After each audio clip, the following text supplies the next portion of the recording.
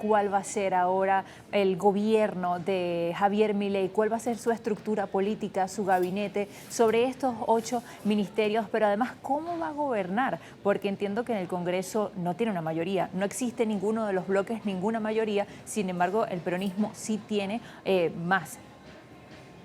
Sí, bueno, asume, más allá del fervor y toda la euforia que ha provocado la salida del kirchnerismo, que es lo que básicamente unió a la oposición, pasada la resaca de los triunfos, hay que asumir una realidad y es que Milei asume con una debilidad de origen muy fuerte, porque más allá de los resultados, hay que analizarlo más tranquilamente y entender que en la primera vuelta había obtenido un 29,9% de los votos y que si logró una victoria fue porque hizo una alianza con Juntos por el Cambio liderados por Mauricio Macri y Patricia Bullrich. Por lo tal, no hay que perder de vista que asume el cargo gracias a una coalición. Y tal como preguntabas, sí, solamente va a tener 37 legisladores en la Cámara Baja sobre 127, con lo cual necesita los 93 de Juntos por el Cambio para lograr el número mágico que son los 130, bueno, llega a 130 legisladores, con lo cual tiene quórum propio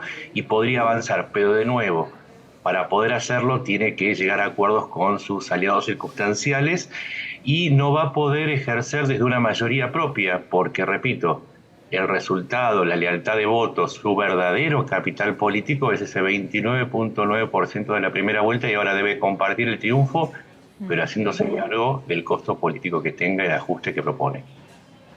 Pero se esperará que Milei haga ciertas concesiones que no se esperaba por su posición, por supuesto, durante la campaña, por ejemplo. Sí, por supuesto, porque justamente esta coalición coyuntural que armó le obliga a moderar un poco sus propuestas. Él insiste que va a cerrar el Banco Central, pero necesita leyes, esas leyes necesitan de apoyos de sus aliados, entonces tanto en ese punto como en la dolarización o medidas más extremas necesitan moderarse ya no solo para introducir las reformas que quiere, sino para gobernar porque gobernar es un acto cotidiano, las elecciones son en un día, pero hay que gobernar 4 años y para esos 4 años necesita un apoyo legislativo y de otro tipo, porque tengamos en cuenta otro dato, Milei no tiene experiencia y no tiene ni siquiera un gobernador. Juntos por el Cambio tiene 10, el peronismo tiene 9 y no tiene siquiera un intendente en una ciudad grande. No, además, la falta de experiencia lo obliga a llenar, hay que entenderlo, Argentina es un país enorme, muy extenso y necesita 8.000 personas, 8.000 funcionarios solamente para cubrir la plantilla nacional. Por ser una fuerza nueva que tiene 2 años, no tiene esa cantidad de gente y si la tiene, no tiene gente con experiencia para manejarse en asuntos muy arduos como la negociación de tarifas o la negociación de una reforma judicial o inclusive cambios en el área de seguridad para cubrir una de las demandas que más fuertes de esta campaña, que es llevar un poco de tranquilidad a la población frente al auge de la delincuencia. Entonces, repito, Milei asume obligado a pactar con un aliado que lo obliga a ser moderado, con lo cual, por lo menos en los primeros tiempos, no va a ser un gobierno revolucionario porque no tiene con qué, no tiene el capital político ni el número como para poder llevar adelante esas reformas. Así que fuera de la euforia hay que caer en la realidad y entender que lo que se viene es una era de negociaciones políticas muy arduas para saber hasta qué punto se puede cumplir con esa promesa de cambio. ¿Tendrá que entonces hacer política este candidato o ahora futuro presidente que tiene una corta carrera política porque es prácticamente un outsider? Mencionaba el tema del Banco Central. Por supuesto, una de sus propuestas bandera en lo que era su futuro gobierno ahora. ¿Y cómo será posible llevar a cabo esta terapia de shock, como él la ha llamado, si, por ejemplo, quiere dolarizar la economía, quiere eliminar el Banco Central, sin embargo necesita el Banco Central, los dólares del Banco Central, pero este tampoco tiene lo suficiente?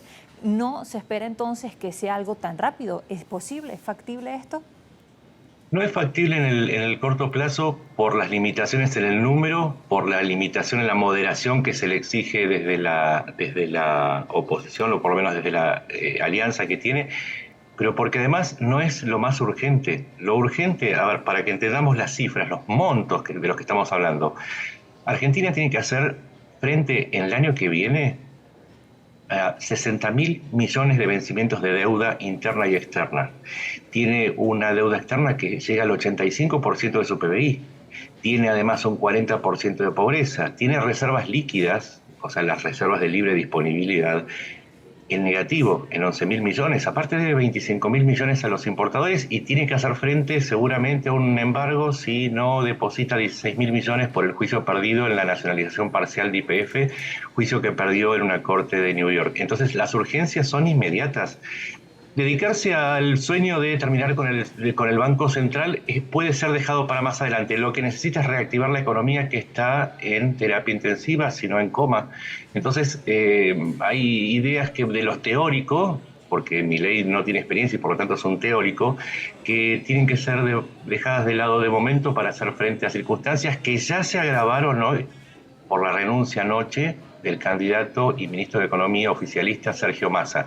Lo que se viene a partir de mañana es un desafío enorme. No hay lugar para la teoría. Lo que se tiene que hacer y lo que tiene que hacer Milei en lo inmediato es contener una crisis que, si no es contenida, podría ser la peor que enfrente Argentina en los últimos 100 años, y peor inclusive que la crisis del 2001, porque en el 2001 teníamos respaldo, teníamos al menos reservas, teníamos propiedades para vender, por decirlo. Teníamos todavía las joyas de la abuela, algunas joyas de la abuela después de las privatizaciones, teníamos inclusive confianza en nuestra recuperación.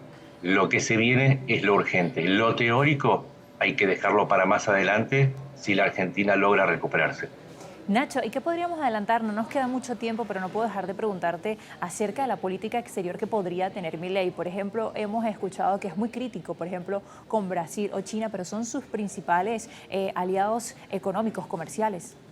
Ya anunció que va a hacer una gira pre-asunción a Estados Unidos e Israel, y ha hecho correr el rumor que iba a cambiar la embajada argentina en Israel desde Tel Aviv a Jerusalén. Es un fuerte posicionamiento en Occidente, un rechazo a los gobiernos autócratas, lo cual también habla de un pedido de confianza y de apoyo de parte de Occidente que necesita justamente para revertir esta crisis en la que nos estamos inmersos.